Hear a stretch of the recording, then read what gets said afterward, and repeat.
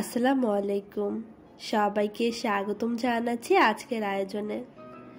আজ আপনাদের সাথে শেয়ার করব বিকালে চায়ের সাথে খাওয়ার জন্য ঝটপট মাত্র 5 মিনিটের মধ্যে বানানো যায় এরকম একটা আলুর পাকোড়ার রেসিপি। এটা বানানো খুবই সহজ এবং খেতেও ভীষণ মজার।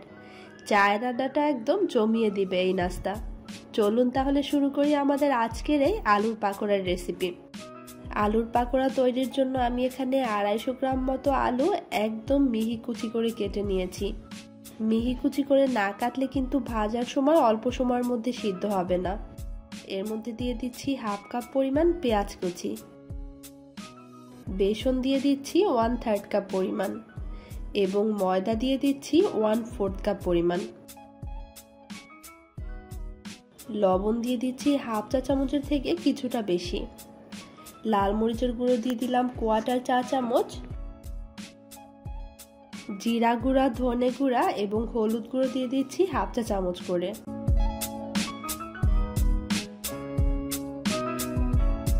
কাঁচা মরিচ কুচি দিয়ে দিচ্ছি 1 টেবিল চামচ পরিমাণ। আপনারা আপনাদের টেস্ট অনুযায়ী বাড়িয়ে কমিয়ে দিবেন। এখন আমি এটাকে হাত দিয়ে খুব ভালোভাবে চটকে মেখে নিব। এটা হাত দিয়ে চটকে চটকে এমনভাবে মাখতে হবে যাতে আলুটা কিছুটা নরম হয়ে যায়।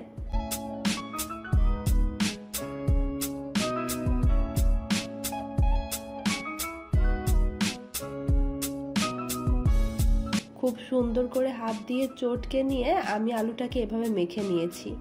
আপনারা দেখেই হয়তো বুঝতে পারছেন আলুটা কিন্তু অনেকটাই নরম হয়ে গেছে। আলুটা শক্ত থাকলে কিন্তু এটা ভাজার সময় প্যানে দিতে অসুবিধা হবে। এর মধ্যে বেসন কিংবা ময়দার পরিমাণটা খুব বেশি দেওয়ার দরকার হবে না, এরকম একটা মাখো মাখো ভাব থাকলেই হবে।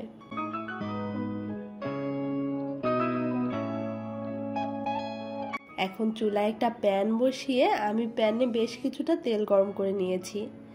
অল্প অল্প করে এই আলুর মিশ্রণটা আমি তেলের মধ্যে ছেড়ে দিচ্ছি।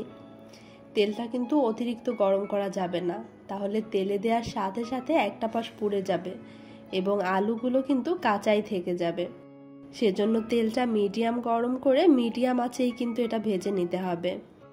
কিছুক্ষণ পর যখন একটা পাশ হালকা একটু হয়ে এসেছে তখন আমি এটাকে উল্টে পাল্টে দিচ্ছি।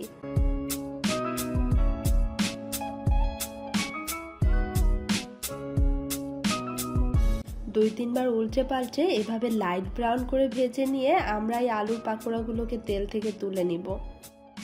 একটা স্ট্রাইনারের সাহায্যে তেল ছড়িয়ে তেল থেকে তুলে নিচ্ছি। এগুলো কিন্তু এর থেকে বেশি ভাজার দরকার হবে না। এই পর্যায়ে আলুর পাকোড়াগুলো কিন্তু একদম ক্রিস্পি হয়ে গেছে। বাকিগুলোকেও আমি এই একইভাবে ভেজে নিচ্ছি।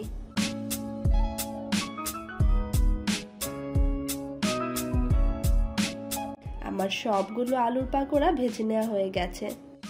এই আলুর পাকোড়া তৈরি কতটা সহজ সেটা আপনারা দেখেই বুঝতে পারলেন এবং খেতেও কিন্তু ভীষণ মজার। আপনারা চাইলে কিন্তু যে কোনো সময় ঝটপট এটা তৈরি করে ফেলতে পারেন।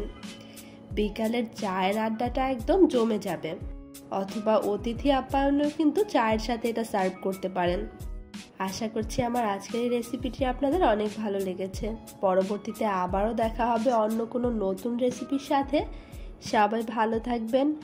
আজ বিদায় নিচ্ছি। আল্লাহ হাফেজ।